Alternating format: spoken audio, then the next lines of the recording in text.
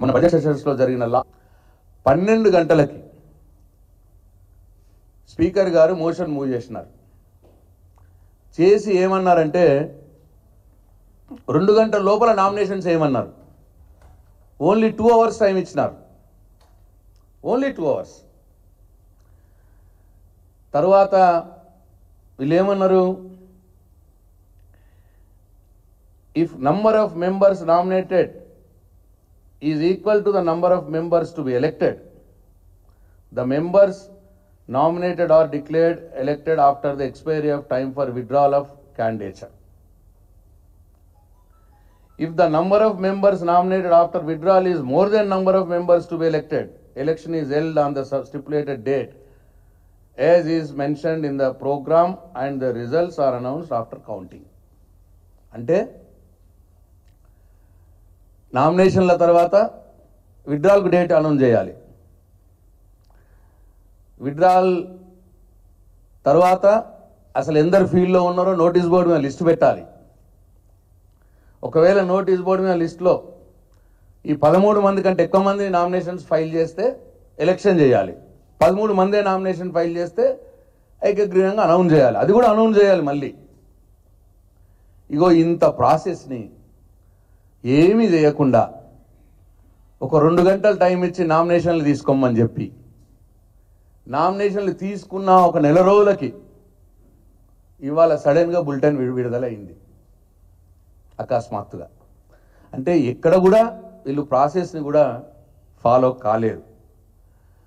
వాళ్ళ తప్పుల్ని కప్పుపుచ్చుకోవటానికి, వాళ్ళ లోపాలు ప్రజలకు తెలియనీయకుండా చేయటానికి ఇగో ఇంత ఘోరమైన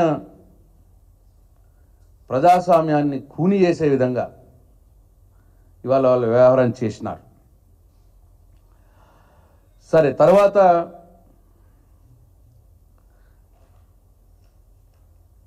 ఇది rules book, assembly rules book.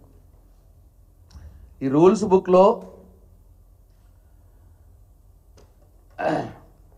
Page number 93, 250 para.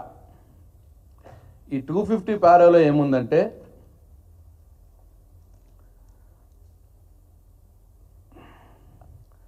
The committee on public accounts shall consist of, అది ఇంతకుముందు చెప్పినాను,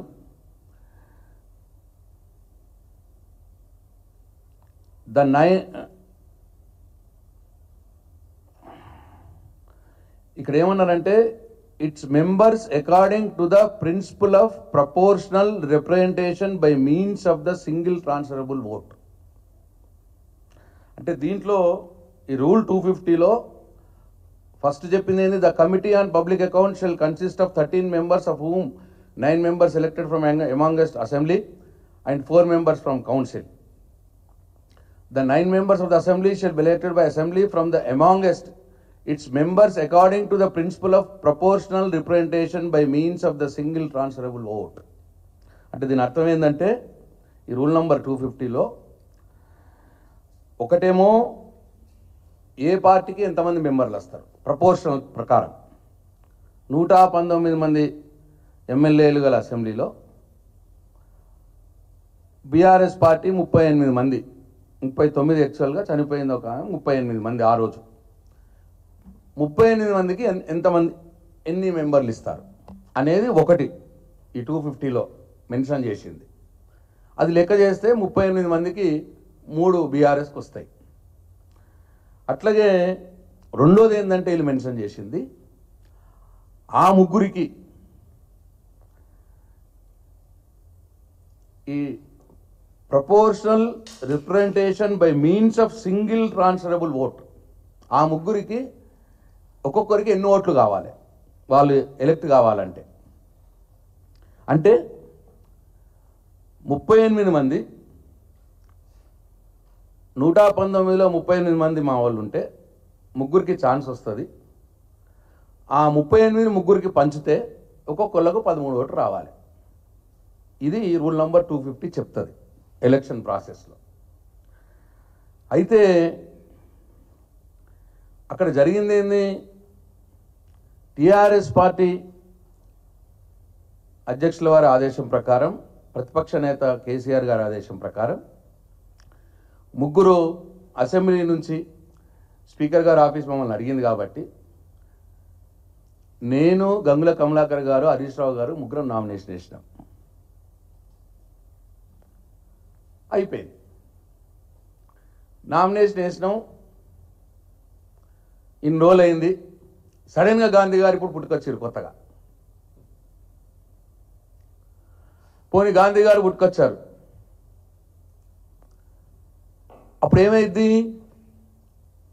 13 మంది వేయవలసినటువంటి 13 మంది గల కమిటీకి మేము ముగ్గురం, వేరే పార్టీలు ఎవరెవరు ఎంతమంది అంతమంది ఉన్నారు. ఇప్పుడు ఎక్కువ పడ్డది ఎవరు? గాంధీ గారిది పడ్డది. అంటే 13 మంది కంటే ఎక్కువ మంది నామినేషన్లు వేసినట్టు కదా లెక్క. అప్పుడు ఏం చేయాలి? ఎలక్షన్ చేయాలి. ఎలక్షన్ జరిగిందా? జరగలేదు. మరి హరీష్ రావు గారు నామినేషన్ ఎట్టిపోయింది?